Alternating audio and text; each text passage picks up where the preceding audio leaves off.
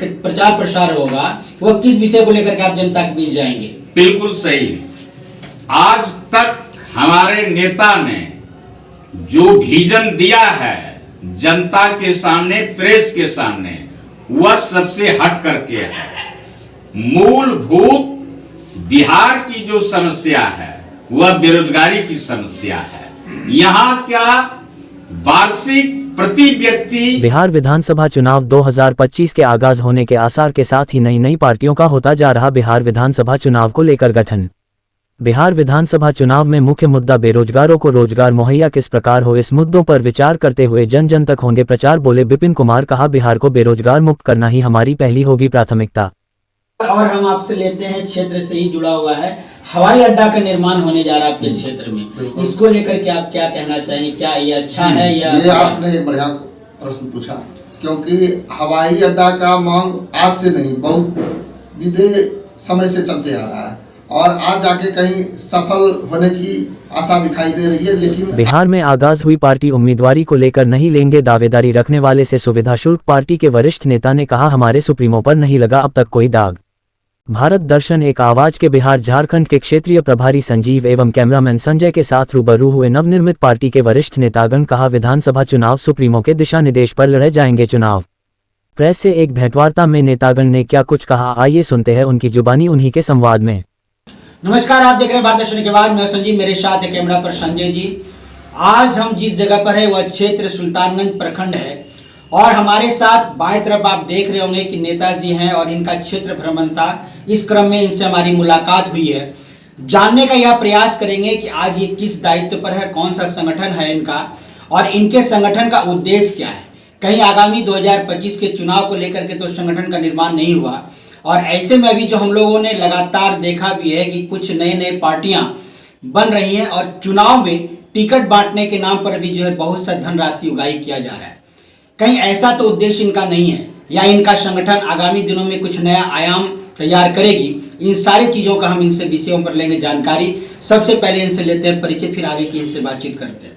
क्या शुभ नाम है सर आपका? मेरा नाम विपिन कुमार सिंह है जी और मैं आशा पार्टी आप सबकी आवाज पार्टी का वरीय प्रदेश उपाध्यक्ष हूँ और हम यहाँ का भावी प्रत्याशी भी हूँ सुल्तानगंज विधानसभा के अपने पार्टी संगठन के।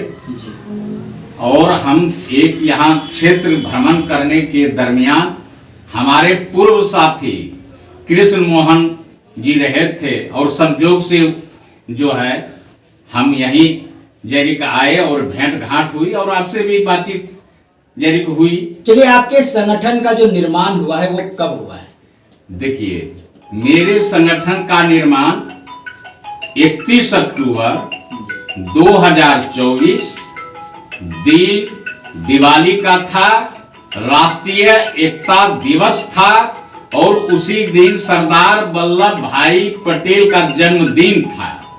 इतने शुभ अवसर पर चाणक्य होटल पटना में हमारे जो नेता हैं जो परिचय का मोहताज नहीं हैं, जदयू का राष्ट्रीय अध्यक्ष रहे हुए हैं, केंद्र में एनडीए का इस्पात मंत्री रहे हुए हैं, जिस जदयू को फर्श से अर्श पर पहुंचाने का श्रेय आज सीपी सिंह को है, वही हमारे राष्ट्रीय अध्यक्ष हुए। चलिए, हमारा एक सवाल है कि अभी हाल में 2025 में चुनाव होने को है।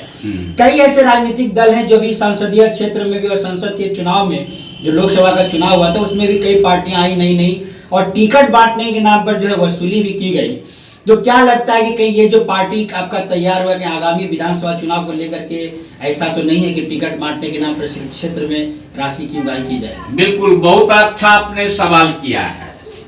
आरसीपी सर वो शख्स है, आज तक आप पत्रकार हैं, गूगल पर सर्च कर करके देख लीजिए कि एक महीना के अंदर जो पार्टी की घोषणा होती है राष्ट्रीय स्तर प्रदेश स्तर पर पदाधिकारियों की नियुक्ति आज तक किसी नेता ने नहीं कर पाया है, लेकिन हमारे नेता ने एक महीना के अंदर आपका राष्ट्रीय संगठन प्रदेश स्तरीय संगठन और जिला स्तरीय संगठन तैयार कर लिए हैं।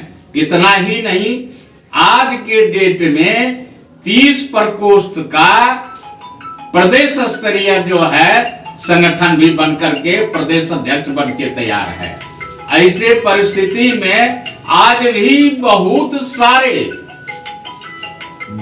सारे जैसे संगठन है जिनके पास हर प्रखंड में प्रखंड अध्यक्ष नहीं है, लेकिन हमारे पार्टी का 534 प्रखंड अध्यक्ष बन के तैयार हो गया। चलिए, हमारा एक सवाल है, आपने कहा कि सुल्तानगंज विधानसभा से आप एक उम्मीदवार भी हैं, तो क्या है, अभी तो बहुत से दावेदार हैं, बहुत से नेता भी उभर रहे, नए नए चेहरे भी उभर रहे हैं, तो आपकी पार्टी, आपका जो प्रचार प्रसार होगा वो किस विषय को लेकर के आप जनता के बीच जाएंगे? बिल्कुल सही। आज तक हमारे नेता ने जो विजन दिया है जनता के सामने, प्रेस के सामने, वह सबसे हट करके है। मूलभूत बिहार की जो समस्या है वह बेरोजगारी की समस्या है। यहाँ क्या वार्षिक प्रति व्यक्ति आय का समस्या है, कहीं भी आमदनी का स्रोत नहीं है। मुख्य उनका फोकस उस पर है कि हम अपने बिहार के युवा को रोजगार कैसे दें, हमारे बिहार के लोगों का वार्षिक आय जो है कैसे बढ़े, इस विजन पर वो काम करने जा रहे हैं। साथ साथ हमारे यहाँ का शिक्षा, स्वास्थ्य, यह कैसे तरीके जो है दुरुस्त हो, इस पर उनका फोकस है। चलिए, हमारा एक सवाल और आपका रहेगा कि 2025 में विधानसभा चुनाव को होने को है। हर पार्टी यही करती है कि टिकट बांटने के नाम पर 242 सीट पर चुनाव होने को है, तो क्या लगता है कि आपकी भी पार्टी सबों से धनराशि लेगी या वैसे उम्मीदवारों को टिकट दिया जाएगा जिनके पास धन है? बिल्कुल नहीं। मैं आपको स्पष्ट बता देना चाहता हूं, मेरे पार्टी में किसी प्रकार का धन उगाही का प्रश्न ही नहीं उठता है। आज तक इतने बड़े पदों पर रहे हैं, कोई मामूली आईएएस रहे हुए हैं, आज तक किसी ने जो है यह दाग नहीं लगा सकता है कि आरसीपी सर ने घूस लिया है। और यही नहीं, सिर्फ नीतीश के साथ ही नहीं आया है, वह बेनी प्रसाद वर्मा के भी ओएसडी रहे हुए थे, कल्याण सिंह का रहे हुए हैं, इनके साथ भी रेल मंत्री के समय भी इनके साथ काम किए हैं, और यहाँ मुख्यमंत्री बनने के बाद इनके प्रधान सचिव रहे हैं। चलिए, एक सवाल हम आपको बीच में रोकेंगे। एक आपने कहा कि वो आईपीएस भी रहे हुए, आईएएस रहे हुए, इसके पूर्व में भी जो दिल्ली में जो सरकार चल रही है वो भी एक आईएएस थे, लेकिन लगातार जब उनका भी जब सत्ता आ गया क्षेत्र में दिल्ली में, तो वह भी धन उगाही का काम जो लगातार कर रहे हैं अपने विधायकों से। देख लीजिए, अब जो है जितने आईएएस हैं सबकी तुलना आप एक जैसा नहीं कर सकते हैं।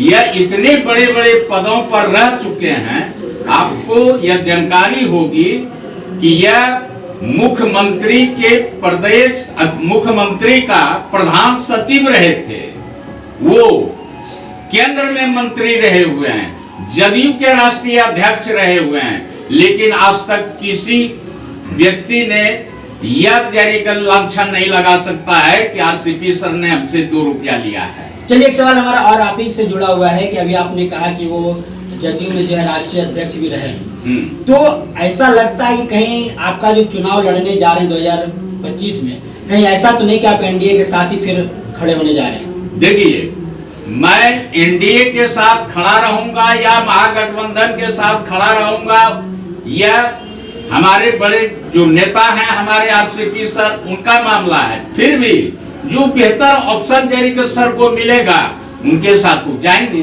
और जो उनका निर्णय होगा वही मान्य होगा। चलिए, बहुत जल्द 6 से 7 दिन के अंदर जो यह वर्ष भी समाप्त हो जाएगा।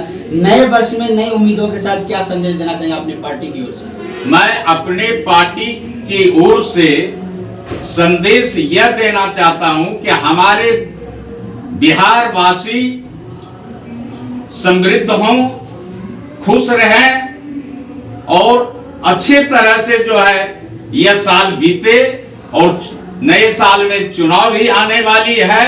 अपने विवेक के अनुसार मतदान भी करने के लिए तैयार रहें। हम यही संदेश देना चाहते हैं बिहार वासियों को। चलिए, मेरे साथ एक और वरिष्ठ नेता भी हैं, इनसे भी जानने का हम यह प्रयास करेंगे कि यह संगठन से जुड़ करके आगामी दिनों में सुल्तानगंज जैसे क्षेत्र में, जहां कि आज अजगैबी नाथ भी है, और आपको यह भी बता दें कि अजगैबी नाथ में अगवानी पुल का भी निर्माण हो रहा है, लेकिन इतना ज्यादा भ्रष्टाचार है, इसको लेकर के कोई पहल नहीं की गई। और यहाँ के ये वर्तमान में मुखिया के भी रूप में शायद चुनाव लड़े थे। जानने का प्रयास करेंगे कि आगामी दिनों में इनकी क्या योजना रहेंगी।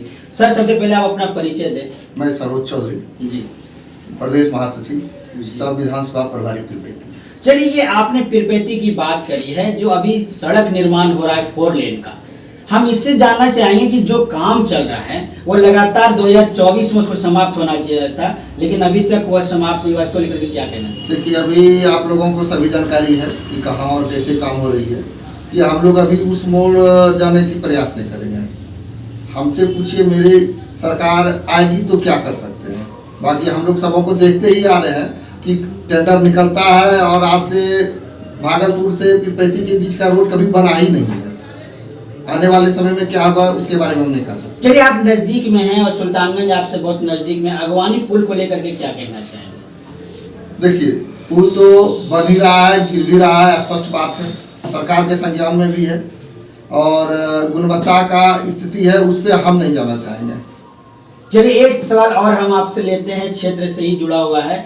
हवाई अड्डा का निर्माण होने जा रहा है आपके क्षेत्र में, इसको लेकर के आप क्या कहना चाहेंगे? क्या ये अच्छा है या? ये आपने एक बढ़िया प्रश्न पूछा, क्योंकि हवाई अड्डा का मांग आज से नहीं, बहुत बीते समय से चलते आ रहा है, और आज जाके कहीं सफल होने की आशा दिखाई दे रही है। लेकिन आगे क्या होगा इसके बारे में किसी को पता नहीं है, क्योंकि एक गौराडी और एक सुल्तानगंज चयन हुआ है। जी, गौराडी में जमीन कुछ कम पड़ रहा है, सुल्तानगंज में 855 एकड़ पर्याप्त जमीन है, उनको मिल चुका है। चलिए, हमारा एक सवाल आपसे यह भी रहेगा, आपने पीरपैती की बात करी है, क्या लगता है कि आगामी दिनों में आप पीरपैती से भी चुनाव लड़ सकते हैं विधानसभा? बिल्कुल, इसी बार लड़ रहा है, इस बार ही। बिल्कुल। तो क्या इसके लिए पार्टी के द्वारा कोई धनराशि या पार्टी के द्वारा कुछ मांग है? ये बता देते हैं, क्योंकि हमारे राष्ट्रीय अध्यक्ष जो है आरसीपी सर, वो संगठन के मंजे हुए खिलाड़ी हैं, और उनके पास जितने लोग जा रहे हैं सभी संगठन के लोग हैं, और किसी को कहीं से कोई लोभ और लालच की बात नहीं है। जिनकी आस्था उनके पास है वह स्वतः जा रहे हैं, बात को समझिएगा। और ये बड़ी मुद्दा है, आपने कहा कि धन उगाही, तो आरसीपी सर एक बेदाग ऑफिसर रहे हुए हैं, और ये संगठन में आज से नहीं है। इनके कोई भी एक वार्ड सदस्य कहीं बनता है तो उसके ऊपर आज के डेट में दाग लग जाता है, और इन्होंने संगठन को सीखते हुए जिस समय जदयू में आए और आज तक रहे थे, तो देख लीजिए कहीं इनके ऊपर किसी तरह का दाग या छिटाकसी नहीं है। तो इसी से आप देख सकते हैं कि इनको ऊपर किसी तरह का दाग नहीं है, और भविष्य में भी नहीं लगेगा, ये गारंटी के साथ कर सकते हैं। चलिए, आगामी दिनों में 6 से 7 दिन के बाद यह वर्ष भी समाप्त हो जाएगा। नए वर्ष में क्या संदेश देना चाहिए पार्टी की ओर से? नए वर्ष में पार्टी की ओर से हमारी यही संदेश है और शुभकामना है कि हम लोग मजबूती के साथ अभी चल रहे हैं, और आने वाले समय में हम लोग लगभग 150 के पार कर चुके हैं, जहाँ पर कैंडिडेट हम लोगों का है। हम लोग मेहनत कर रहे हैं उस जगह पे, और शुभकामना क्या देंगे, हम लोग उनके बीच में ही रहेंगे लगातार, क्योंकि जो प्रखंड 1 महीने में प्रखंड स्तर तक हम लोगों के संगठन खड़ा हो चुका है, हम लोग बूथ स्तर की ओर जा रहे हैं। तो जब जाएंगे तो हम लोग तो उनके साथ ही रहेंगे, तब देखने की चीज होगी, और आप लोग हमारे साथ मीडिया वाला रहिएगा ही, बताएंगे क्या होता है आगे। चलिए, हम बीच में एक सवाल आपसे कर लेते हैं। अक्सर यह कहा जाता है जो भी कोई विधायक या सांसद बन जाते हैं उसके बाद उनका क्षेत्र में भ्रमण तक नहीं होता है। कई ऐसे जवाब हैं, सवाल हैं, बिल्कुल, इसको लेकर के आगामी दिनों मानिए आप चुनाव जीत जाते हैं तो क्या ये ऐसा होगा ये कि आपसे लोग मिलने के लिए स्पेशल कोई आगे वाले क्या करते हैं वो तो नहीं कह सकते हैं, और हमारे बारे में यदि जानना चाहिएगा तो हमारे पंचायत के ही लोग बता देंगे, क्योंकि हम लोग ये व्यक्तिगत आपका सवाल नहीं था। हमने सवाल ये किया था कि क्या कल अगर आप विधायक या सांसद बनते हैं, जिस तरह से लोग बन जा रहे हैं, अगर आप विधायक बनते तो क्या आपसे भी मिलने के लिए किसी को फोन करने की आवश्यकता नहीं पड़ेगी, हम लोग उनके बीच में ही रहेंगे। चलिए, नमस्कार, हमारी बातचीत हो रही थी, वरिष्ठ नेतागण थे, और साथ में नई एक पार्टी का गठन हुआ है पिछले माह में, यानी कह सकते हैं अक्टूबर माह में गठन हुआ है। हम लोगों ने कई सवाल इनके समक्ष रखा है और सकारात्मक तरीके से इन्होंने बताया कि इनकी पार्टी किसी भी प्रकार का धनराशि लेकर के किसी को टिकट नहीं देने जा रही है। लेकिन देखना यह है कि 242 सीट की बातें हैं और यह 2025 में भी तय होने जा रहा है कि सरकार किसकी होगी, यह तो आने वाला समय और यहाँ के जनता बताएंगे। लेकिन टिकट बंटवारे में क्या होगा यह तो आने वाला समय और विषय बताएगा। लेकिन जैसा इन्होंने कहा कि अभी तक हमारे पार्टी की ओर से किसी प्रकार की कोई मांग नहीं है। जो सरजमीन से जुड़े हुए कार्यकर्ता होंगे उन्हीं को वह टिकट देंगे, चाहे उनके पास धन हो या ना हो। चलिए, लगातार इनसे मुलाकात होती रहेगी। तब तक हम अपने संवाद को देते हैं विराम। वापस स्टूडियो की ओर नमस्कार, धन्यवाद।